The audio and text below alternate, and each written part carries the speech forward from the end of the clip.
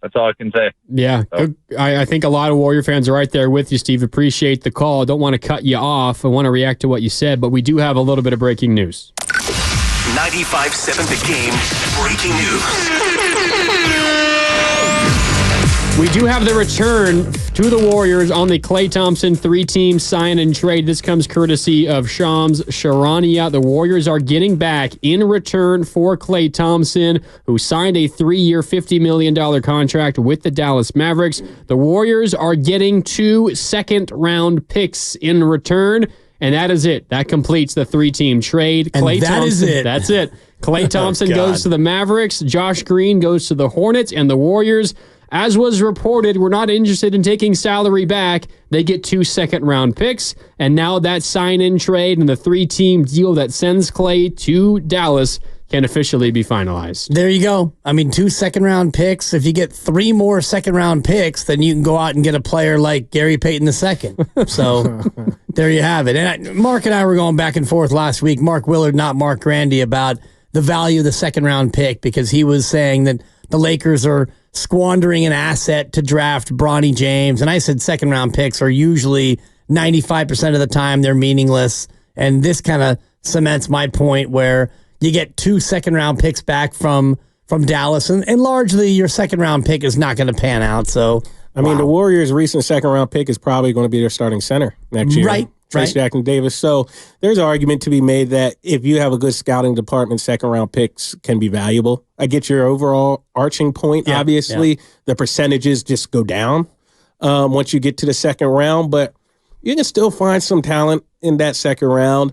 I mean, this is just a sign that finances were one of the most important things, because was there anybody who was probably going to move the needle on that Mavericks roster or even the Charlotte roster that would be realistic to bring back? Probably not.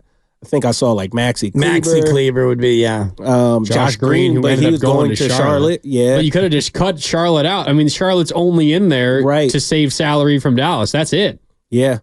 So the Warriors would rather take no money back, get 2 second-round picks, than take Josh Green. That's what it sounds like. So that tells you all you need to know. Exactly. Tells you all you need to know, really. So, I mean, it shouldn't be super surprising. It's still one of those things, once you hear it, it's kind of jarring. But Joe Lacob told us this. He told us. He was like, I am not going to be a mediocre team and pay the most in the NBA. That is not something I have any interest in doing ever again. He's also said he doesn't want to ever be a lottery team. Yeah, that's also true. So I guess you got to choose between lesser of two evils. Do you want to be paying out the wazoo for a team that is a little bit better, or you want to save a little bit of money and be a team that potentially isn't very good? The way he sees it, they'd probably still be a lottery team with Josh Green. Yes. So it's moved Josh anyway. Green doesn't move the needle. You're right. So yeah. I mean, I know it's not the first. I know those aren't the words that Warriors fans want to hear, but it sounds like it's simply the reality, which is what matters more. Then the question becomes, what is the move to follow this?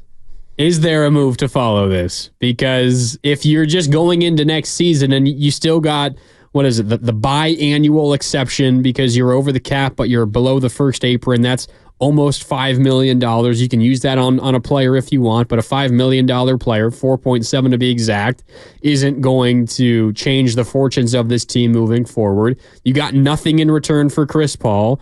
You get two second-round picks, in return for Klay Thompson. So your 2 chips that you had to gain players back easily, you essentially get nothing back for them other than those 2 second-round picks. Maybe it's what we were talking about last segment. You're just relying on your youngsters to all collectively improve, and that's where you get better as a team. I mean, it was what Mike Dunleavy said last week, asked, what's the easiest way for your team to get better? Is it trades? And he says, trades are hard. It's internal development. Yes. That's the easiest way for us to get better. So maybe to what Jason's saying, believe Joe Lacob when he says he wants to get out of the tax. Believe Mike Dunleavy when he says internal development is the best way to go. Yeah. But you lose Klay, you lose CP3, you get D'Anthony Melton back, it's hard for me to believe, Dibs, that this is going to be a team that's on the same level even as they were last year. No, not as currently constructed, unless you're asking Moses Moody to take a big step forward and Pods and TJD both get better and Kuminga becomes your real number 2. And then you add into that, Andrew Wiggins plays a motivated brand of basketball and Draymond Green stays out of trouble. It's a lot of ifs. It's a lot of ifs. And if you want to, we've been down that road on a couple of those ifs already. We did that last year. And Draymond. We did all those ifs. And so if you want to have everything, if you want to play the everything goes right game going into next year, you could possibly be a playoff team. I mean, I think your top end, your ceiling would be a top 6 seed. If everything went right and you have an older team that stays healthy and you get these young guys take those steps forward, okay, I could see you being maybe a 6 seed and being at the bottom end of it. But for me, a more likely scenario is that everything doesn't go great. You've got a 36, 37-year-old Steph Curry who's been largely healthy, and Draymond Green, even when he has been out of trouble, the guy gets ice every time he comes off the floor, multiple ice bags. He's got, 2 in the knees and 1 in the back. And so you're asking an older team to stay healthy, and you're expecting all these young players to take steps up. As it looks right now, this is a lottery team to me. Yeah, I'll let you jump in a second, Jason. I do have a little bit more news. This comes courtesy of Mark Stein. Because the Warriors shipped out Klay Thompson, who's making nearly $17 million a year now, and took no salary back in return, the biggest piece of return coming for the Golden State Warriors here is as a result of doing that, sending out salary and taking none back in return, they have created a trade exception for just shy of $16 million that they can now use moving forward. So they have nearly a $16 million trade exception that they can use to sign a player, a couple of players, a few players to equal no more than whatever that amount is, just shy of $16 million. So that in and of itself is by far more valuable than the 2 second-round picks. It is. Now you got to wonder if they'll use it. That's the next question. You got to wonder if they'll use it. I think with the rules, it expires after a year, so you have up to a year to use it, but you better use it now. Didn't the Warriors have some sort of exception like 2 years ago? I guess that's 1 year ago now. Bob Myers last season, didn't they have some sort of exception? I think they have at times let exceptions expire. And I think they just did that with Bob Myers like a year and a half ago. So don't automatically assume they'll use it. Granted, I don't think it was $16 million, but I mean, right now they've turned Jordan Poole and Klay Thompson into a trade exception, really. And 2 second-round picks. And 2 second-round picks. So that's hard for Warriors fans to stomach, and rightfully so. Especially with a fan base that is used to seeing their team compete and be all in for championships. Granted, even with Klay back, so the Klay piece of the puzzle is significant because of who Klay is to this organization. But even with Klay back, they probably weren't going to contend for a championship. You got to see what they can do with this trade exception. I know you've mentioned marketing. That doesn't seem realistic to me. I know he's being, like Utah said, he can be had essentially, but it sounds like they want a king's ransom. So who knows? But you got to hope Mike Dunleavy is working the phones to try to just upgrade this roster, because as is, this roster is not one that's going to compete. Yeah, for sure. And even if you get a player who is making that $16 million neighborhood of a salary, that's not really that impactful of a player. And I look at, what salaries are going for, and obviously Lauri Markkanen would be the big name, and he makes about that, and his contract is set to explode, and that would certainly put you back over the second apron once that contract did kick in. But the majority of players out there, like Isaiah Hartenstein, he's making almost $30 million in his new deal. So $16 million doesn't get you what it used to. Hartenstein had a really good postseason. Yeah, with the $16 million, you got to hope you can find someone on a bargain and who just severely outplays their contract. Like, for instance, the year they won the championship, they had GP2 for pennies, and he outplayed his contract. And, that's what you have to hope for. You also have to hope for Kuminga and Moody and Podziemski to take some big leaps forward, which if they did, I don't think it would be out of the realm of possibility. Maybe without Klay being there, maybe it's more likely that one of them takes a huge leap. I mean, Podziemski's probably going to take a huge leap just based on the fact that he's had his rookie year and now he's seen the NBA and he's a little more comfortable and he has a coach who really believes in him and is going to let him play through some struggles. Looking at just some numbers, so nearly $16 million is the Warriors' trade exception that they gained via the Klay Thompson sign and trade. Some numbers of players right now that are making in that neighborhood, a little more than $16 million. Kevin Huerter of the Kings, Zach Collins, Karis LeVert, Lou Dort, Tim Hardaway Jr., Davis Bertans, PJ Washington, that's a pretty good value. PJ Washington, Grayson Allen is there, Max Strus, Dorian Finney-Smith, Luke Kennard, Mitchell Robinson, Jordan Clarkson. Those are kind of the quality of players that can be had at around the $16 million mark. And to your guys' points, while you can have, a quality player there and maybe you get lucky and you get a bargain, as you're talking about, you got one with GP2 back then, like Dallas has with PJ Washington, who's making in that area of money, it's still probably not going to be a guy that takes you from the 10 seed to the 5th seed in the Western Conference. Maybe to someone that takes you from the 10 to the 8th seed, maybe if you get lucky. But it's not like this is going to be the piece that moves the Warriors' needle so far forward. So for me, guys, as I look ahead, I got to believe there's a big move coming unless this Warriors team is one, either extremely confident in their youngsters, or two, is comfortable, being under the assumption that they're not going to be competing for a championship this coming season. Absolutely. That feels more likely than the former because trades are hard, as we know. And, Mike Dunleavy said it. And he said it. And I think he was letting us know early. He was. And I think that you look at the Lauri Markkanen trade and what's Utah going to want, and whatever it is that you would give up for Lauri Markkanen, how much of that is going to hurt your chance at even being competitive this year? Because if Kuminga's involved and or Moody and or multiple picks, and I don't know if Utah would be happy with the second round picks that you just acquired, but feels like whatever you would have to give up would hurt your chance to be good this year anyway. There's no way you could get like DeMar DeRozan, right?